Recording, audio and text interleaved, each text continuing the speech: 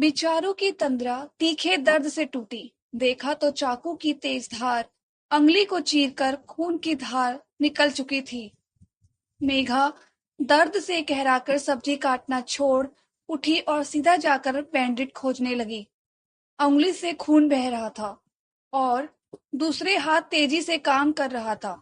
बिस्तर पर लेटे विकास ने सरसरी निगाहें दौड़ाई। मेघा को एक बार ये लगा कि शायद मदद मिल जाए, लेकिन बिस्तर पर पड़े पड़े ही विकास ने पूछा, कट गया क्या? कितनी बार कहा है ध्यान से काम किया करो, लगाओ अपेंडिट। इतना कहकर वह फिर अपने मोबाइल में मगन हो गया। मेघा को बैंडेज मिल चुका था, पर अब दर्द जैसे कफूर हो गया था। कहते हैं चोट अक्सर कई जगह लगती है, पर दर्द सिर्फ वहीं महसूस होता है जहां चोट सबसे ज्यादा लगी हो। अब कहराते मन ने उंगली की चोट को ढक लिया था। मेघा बैंडेज लगाए सब्जी काटने फिर पहुंच चुकी थी। जहां खून की बूंदें टपकी थी, उस जगह को साफ किया और वापस सब्जी काटने लगी। इस बार ज्यादा सावधानी से काट रही थी।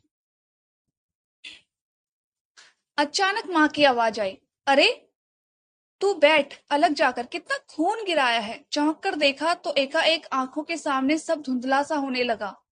कहराते मन ने ही शायद माँ को पुकारा था और कल्पना को सजीव सा सामने ला खड़ा किया था, वरना माँ कहाँ थी अब। ये सोच धुंधली होती आंखों को आंसुओं से धोने लगी। माँ उसकी एक छोटी सी चोट पर भी कितना परेशान हो जाती थी। अगर एक बार हाथ कटा तो मेघा को 3 दिनों के लिए किचन निकाल मिल जाता। वह कई बार माँ पर झुंझला जाती कि इतनी सी चोट पर ओवर रिएक्ट करती हो। उसे शायद इस ओवर रिएक्शन की यह या ये कहें ऐसी परवाह की आदत हो चली थी। पर माँ को इस बात की परवाह कहाँ थी, वरना इस तरह अचानक उसे दुनिया में अकेला छोड़ चले जाती। माँ तो चली गई, पर उनकी आदत कहाँ जाती है। अब ये सोचते हुए मेघा के हाथ यंत्रबद्ध तरीके से काम करते रहे थे। सब्जी भी बन चुकी थी और अब रोटी बनाकर टिफिन भरने लगी थी। ये रोज सुबह का काम था। जल्दी उठकर आकाश को उठाना, नहलाना, तैयार करना और इसी बीच उसके लिए नाश्ता और टिफिन तैयार करना। इतना करते करते आकाश की बस का समय हो जाता और दौड़ते भागते उसे छोड़कर आई मेघा के पास एक पल भी गंवाने के लिए नहीं होता। आते ही नहाती, खाना बनाते जाती और इसी बीच पूजा करती। साथ में मोबाइल में डूबे विकास को समय का भान भी करवाती। टिफिन भरकर ऑफिस की ओर भागना होता तो अक्सर उसका नाश्ता खाना सब ताक पर होता। अगर ट्रेन में सीट मिल जाती तो किसी तरह रोटी सब्जी का रोल गले से नीचे उतार लेती, वरना ऑफिस में लंच टाइम में ही उसे कुछ खाने का मौका मिलता। आज मेघा ट्रेन में चढ़ी तो सामने ही एक खाली सीट जिसे उसे बुला रही थी। एक बार तो थके कदमों से भागकर उस ओर बढ़ी, फिर देखा एक बुजुर्ग महिला धीरे धीरे सीट की ओर बढ़ रही है। मेघा ने दौड़कर सीट पर अपना बैग रख दिया और आंखों से इशारा उस बुजुर्ग महिला को बता दिया कि उनके लिए ही बैग रखकर सीट रिजर्व कर दी है। सीट पाकर आधे दांत वाले मुंह पर जो क्यूट मुस्कान आई, मेघा को अंदर तक भिगो गई। माँ की नकली दांत निकाल देती थी, वह ऐसे ही हंसती थी।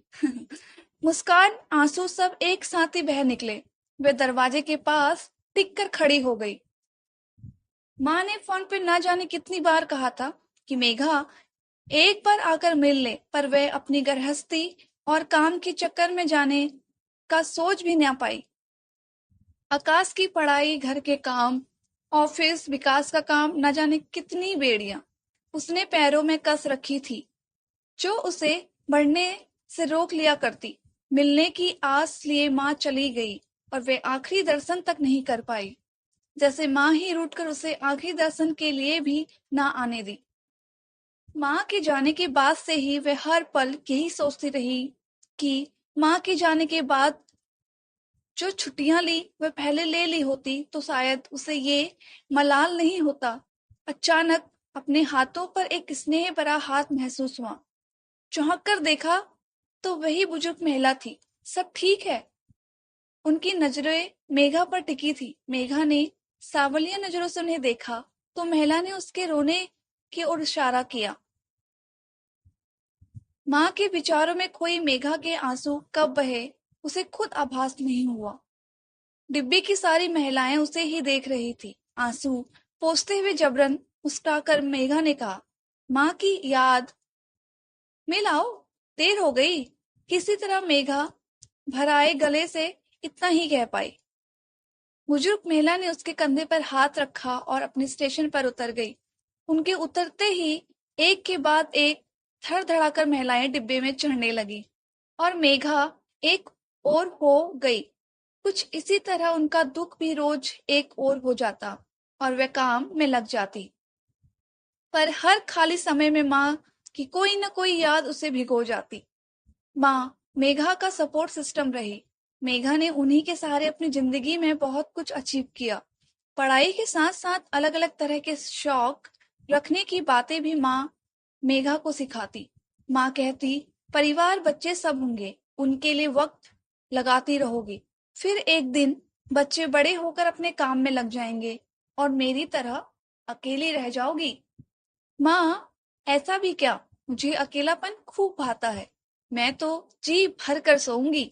मेघा इठलाकर कहती, कितने दिन, हर दिन एक सा लगेगा फिर। मेघा अपने शौक पाल, उन्हें साथ लेकर चल, अभी अकेले में सुकून होगा। माँ की इन बातों ने ही मेघा को कुछ करने और आगे बढ़ने के लिए प्रेरित किया। जब भी कमजोर पड़ती तो माँ ही उसका साथ देती। आकाश के पैदा होने के बाद भी माँ ने उसका ऐसा ख्याल रखा कि मेघा जल्द ऑफिस लौट पाई। वैसे मेघा ने कई बार घर परिवार की जिम्मेदारियों को देखते हुए काम से ब्रेक लेने का मन भी बनाया। हर बार माँ उसे रोक देती और कहती, घर बैठी क्या करोगी, कम से कम काम के बहाने घर से बाहर कहीं जाती तो है। घर से ऑफिस जाते कितने अपरिचितों से परिचय होता है। वैसे माँ सही ही कहती थी। कम से कम जिस तरह से आज ट्रेन में मिली आंटी जी ने इसके आंसू देख उसका हाल पूछा, कितना अपना मन था उनकी आंखों में। ऐसा अपनापन से मिले उसे ना जाने कितना समय हो गया है। विकास तो अब उसे किसी अजनबी की तरह लगने लगा था। विकास और मेघा की शादी तो अरेंज ही थी, लेकिन सगाई से शादी के बीच के एक महीने में दोनों की अक्सर मुलाकात होती।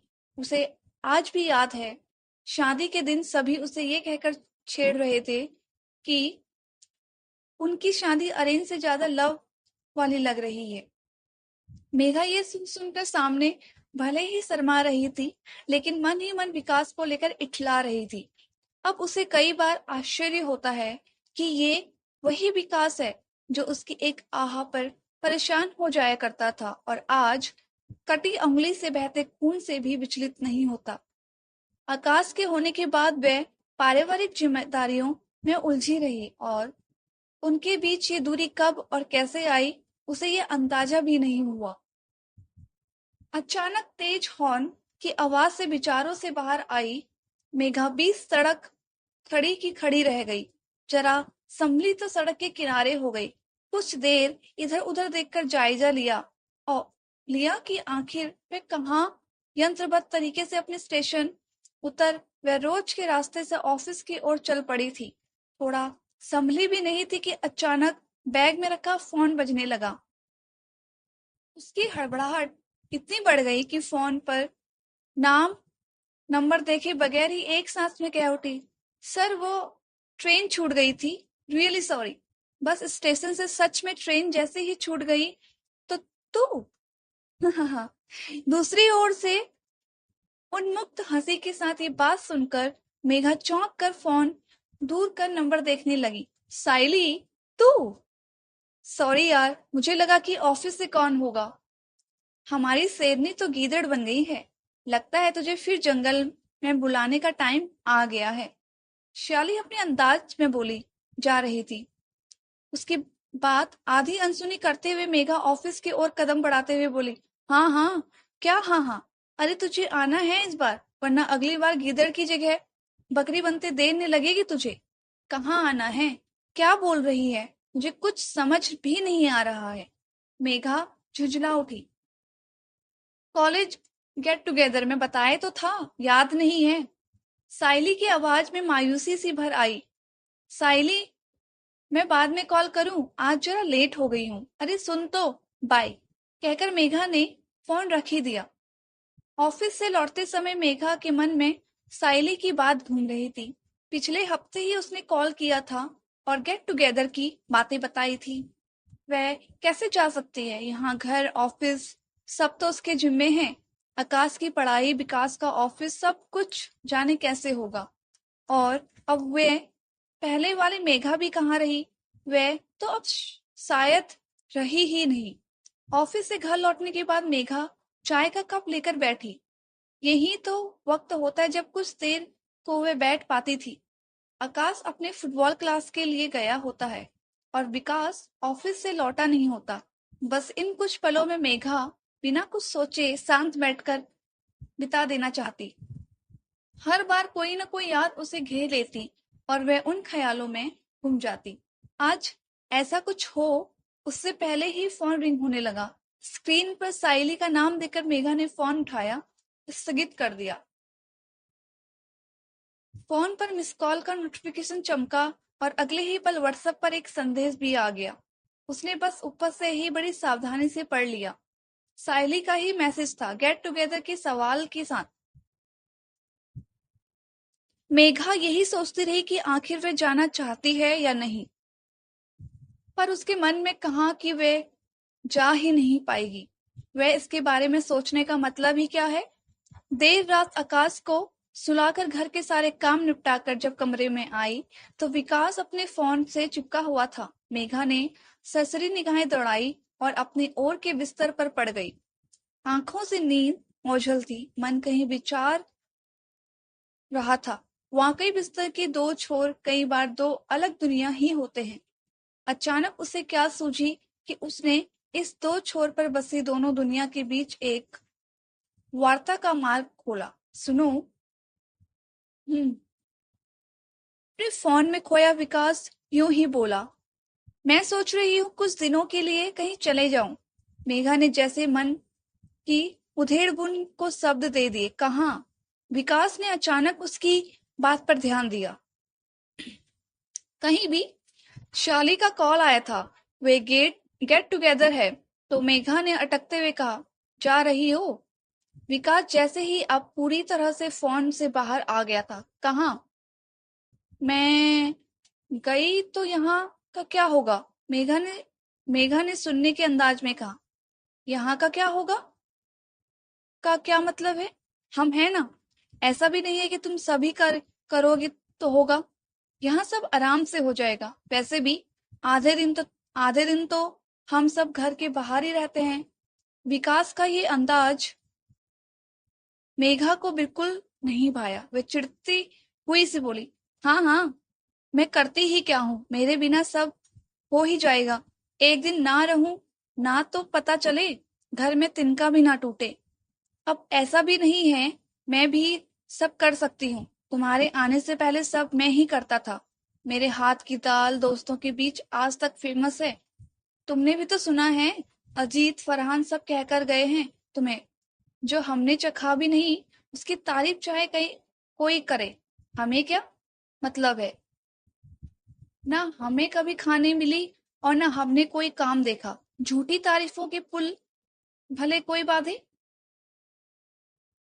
मेघा को पता था कि विकास अपनी बनाई दाल की बुराई नहीं सुन सकता, पर वह भी अपने किए काम का क्रेडिट छीन जाने से व्यवस्थित हो जानबूझकर वार कर रही थी।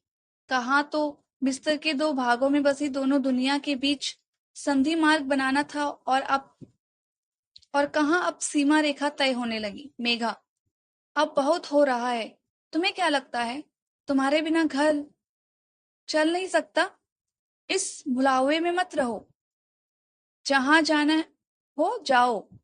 मैं आराम से घर ऑफिस सब देख सकता हूँ। बल्कि तुमसे शादी के पहले अपने घर गृहस्थी भी अच्छी बसा रखी थी। मजाल है जो कभी बाहर का खाना खाया हो।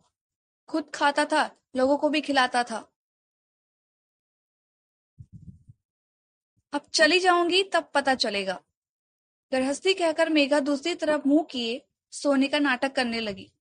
मन ही मन बड़बड़ाती हुई उसने बिस्तर के एक ओर कि अपनी पूरी दुनिया की सीमा रेखा ना सिर्फ गाढ़ कर ली बल्कि सिर तक चादर तान के उस सीमा रेखा पर बाड़ भी लगा दी। विकास भी सीमा के उस पार अपनी दुनिया में मोबाइल में गुम हो गया। पापा पापा उठो ना। आकाश की आवाज से विकास चौंक कर उठा। देखा तो हल्की रोशनी सुबह का संदेश दे रही थी। आकाश के चेहरे पर मायूसी देखकर विकास हड़बड़ा कर उठ बैठा। क्या हुआ? मम्मी घर में नहीं है। आकाश वहां से होकर बोला। नहीं है? वॉशरूम में होगी, देखा तुमने? आकाश ने हाँ में सर हिलाया। विकास सोचते हुए बोल उठा। बाजार गई होगी। सुबह तो मम्मी बाजार जाती नहीं, उनको कितना सारा काम होता है।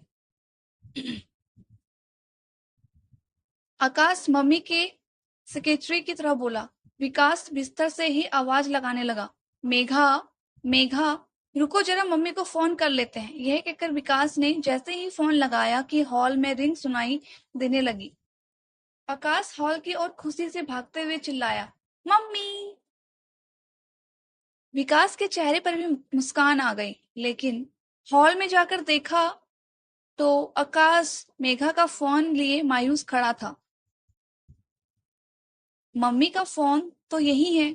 विकास ने आकाश से मेघा का फोन लिया और उसे गले लगा लिया। अब विकास को भी घबराहट होने लगी। आज तक ऐसा कभी नहीं हुआ कि मेघा इस तरह उसे बिना कुछ कहे कहीं गई हो। इतनी सुबह तो वह कहीं भी नहीं जाती। विकास ने पहले आकाश को दूध और ब्रेड दिया और फिर उसके पास बैठकर एक के बाद एक उस सभी को कॉल करने लगा जिनके पास मेघा हो सकती थी। आकाश दूध ब्रेड को हाथ लगाए बगैर अपने पापा की ओर सवालिया नजरों से देख रहा था।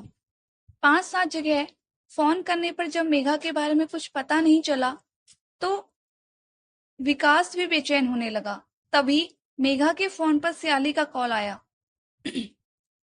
विकास ने तुरंत फोन उठाकर उसे सारी बात कह दी, पर सियाली ने बताया कि मेघा ने उससे बात नहीं की, बल्कि अब जब मैसेज का जवाब भी नहीं आया तो उसने खुद हाल जानने के लिए मेघा को कॉल लगाया है। साइली ने इन बातों के बीच विकास से सवाल किया, विकास, तुम दोनों के बीच कुछ लड़ाई वगैरह तो नहीं?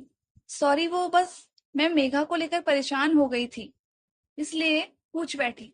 डोंट माइंड, वह शायद आसपास ही होगी।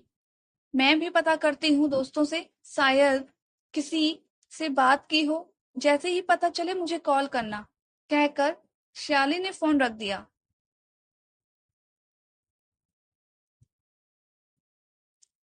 इधर विकास को अचानक याद आया कि कल रात ही तो उसके बीच बहस हुई थी, पर ऐसा तो कई बार हो जाया करता है। शायद यही तो अब उनके बीच की बातचीत रह गई है, वरना मेघा दिन भर घर के कामों में व्यस्त रहती है, फिर ऑफिस का काम। आकाश भी उसे नचाए रखता है। जब तक वे फ्री होती है तब तक विकास सोना चाहता है। साल दर साल उनके बीच बातचीत जैसे बंद ही होती जा रही है। पहले कैसे वे एक दूसरे के लिए वक्त निकाला करते थे। आकाश के आने के बाद धीरे धीरे मेघा का पूरा ध्यान आकाश पर ही लग गया। जब भी वे साथ होती तो भी आकाश के साथ ही लगी रहती। विकास ने भी जैसे अपने दोस्तों के बीच वापस अपनी दुनिया ढूंढ ली। पहले दिन भर बोलने वाली मेघा अब शांत सी हो गई थी, बस काम में लगी रहती। कल मेघा ने सही तो कहा था, विकास ने पूरा घर उसके भरोसे ही छोड़ दिया है। इस बात पर वह कैसे चिढ़ गया। कहीं मेघा इसी बात से नाराज होकर कहीं चली तो नहीं गई। ये ख्याल आते ही विकास बेचैन हो गया। उसने एक बार मेघा का फोन खंगाला कि शायद कुछ पता चले कि आखिर मेघा कहाँ गई है, उसे कहाँ ढूंढा जा सकता है। देखा तो मेघा के फोन में कई मैसेज बिना पढ़े यूं ही रखे थे, आधे से ज्यादा सिर्फ इस शिकायत की कि मेघा उनसे बात ही नहीं करती। विकास को गिलानी सी हो आई। मेघा को जरा भी समय नहीं मिलता और वे बस शिकायत ही करता रहता है। विकास मेघा का फोन पकड़े कह उठा, मेघा कहाँ हो तुम? एक बार आ जाओ, मैं सब ठीक कर दूंगा। तभी दरवाजे की घंटी सुनकर आकाश दौड़ पड़ा। उसके पीछे पीछे विकास भी लगभग भागता हुआ पहुंचा। दरवाजा खोलते ही सामने मुस्कुराती हुई मेघा खड़ी थी। उसे देखते ही आकाश उससे लिपट गया। विकास ने लगभग डांटते हुए पूछा, कहाँ गई थी तुम? फोन भी घर पर ही छोड़ दिया, कोई पता करे तो कैसे? जरा भी फिक्र नहीं है किसी की। मेघा ने विकास को आश्चर्य से देखा। तभी आकाश ने मेघा से कहा, मम्मी मैं तो आपको कब से ढूंढ रहा था। पता है पापा भी कितने टेंशन में आ गए थे, कितने सारे फोन भी किए, पर किसी को पता ही नहीं चला। आप कहाँ थी? तुम 9 बजे उठने से नहीं उठते, आज इतनी जल्दी कैसे उठ गए? मेघा ने आकाश का सर सहलाते हुए कहा और विकास की ओर नजर डाली। विकास गुस्से में होने का बहाना तो कर रहा था, लेकिन उसकी नजर मेघा पर टिकी थी। मेघा ने मुस्कुराकर कहा, मैंने कल सुबह ही बताया था कि अब से मैं रोज योगा क्लास जाऊंगी। दोनों को कहा था ना, मेरी बात सुनते ही नहीं हो दोनों। चलो जल्दी से नाश्ता बनाती हूँ कहकर मेघा अंदर जाने को हुई कि विकास ने उसे अपनी ओर खींचकर गले लगा लिया। न जाने कैसे रोकते हुए विकास की आंखों से आंसू बह ही निकले। मेघा विकास को ऐसे देखे हैरान थी। विकास प्लीज, क्या हुआ? तुम सॉरी मेघा, मैं आज के बाद तुम्हें इस तरह अकेले नहीं रहने दूंगा। मैं सब ठीक कर दूंगा। मैंने तुम्हारा ध्यान नहीं रखा। मेघा अब विकास को सोफे पर बिठा उसके पास बैठ गई। पास खड़े हैरान होते हुए आकाश को उसने इशारे से पानी लाने को कहा। विकास, क्या हुआ है? तुमने मेरा ध्यान रखा है? तुमसे मैंने कब ऐसा कुछ कहा? वह तो कल यूं ही गुस्से में सॉरी नहीं मेघा, आई एम सॉरी। जानती हो, आज जब तुम नहीं दिखी तो मुझे पता चला कि तुम नहीं होगी तो ये घर, ये दुनिया कितनी खाली होगी। तुम हमारी ताकत हो, लेकिन हम तुम्हारा बंधन बने हुए हैं। ऐसा कुछ नहीं है। मेघा ने विकास को संभालते हुए कहा। पानी का गिलास लाया आकाश भी विकास को देख रहा था। विकास ने पानी पिया और आकाश को अपनी गोद में बिठाया। आकाश, तुम्हारी मम्मी अपनी फ्रेंड से मिलना जाना चाहती है। क्या हम दोनों मिलकर कुछ दिन के लिए घर संभाल लेंगे? क्या आप पापा के साथ रहोगे? मेघा की आंखें भरने लगी। आकाश ने ना में सर हिलाते हुए कहा, मम्मी के बिना घर अच्छा नहीं लगता पापा। जानता हूँ, तुम्हारी मम्मी के बिना तो मुझे भी अच्छा नहीं लगता है, पर मम्मी को भी तो ब्रेक चाहिए ना। तुम स्कूल के बाद फुटबॉल खेलने जाते हो, पापा ऑफिस के बाद अपने फ्रेंड से मिलते हैं। मम्मी को भी तो अपने फ्रेंड से मिलने का मन करता है। विकास की बात सुनकर आकाश ने मेघा को देखा और अपने नन्हे से मन में कुछ विचार कर बोला, ओके, पर मम्मी आप अपना फोन लेकर जाना और रात में एक बार सोने के टाइम मुझे वीडियो कॉल करना, ठीक है? मेघा ने भरी हुई आंखों के साथ सिर हिलाकर हामी भरी और आकाश को अपने गले से लगा लिया। अरे अरे ये मम्मी, बेटे के प्यार में पापा को क्यों भूल गई हो भाई? विकास मेघा और आकाश को इकट्ठे गले लगाते हुए बोला। आकाश खिलखिला उठा। मेघा ने विकास के कंधे पर अपना सर टिका दिया और बोलने से उसके कान में कहा, मैंने सुना था कि योग में बहुत फायदे हैं, लेकिन ऐसे फायदे भी हैं कि आज पता चला। मेघा की बात सुन विकास ने ठहाका लगाते हुए कस कर दोनों को गले लगा लिया।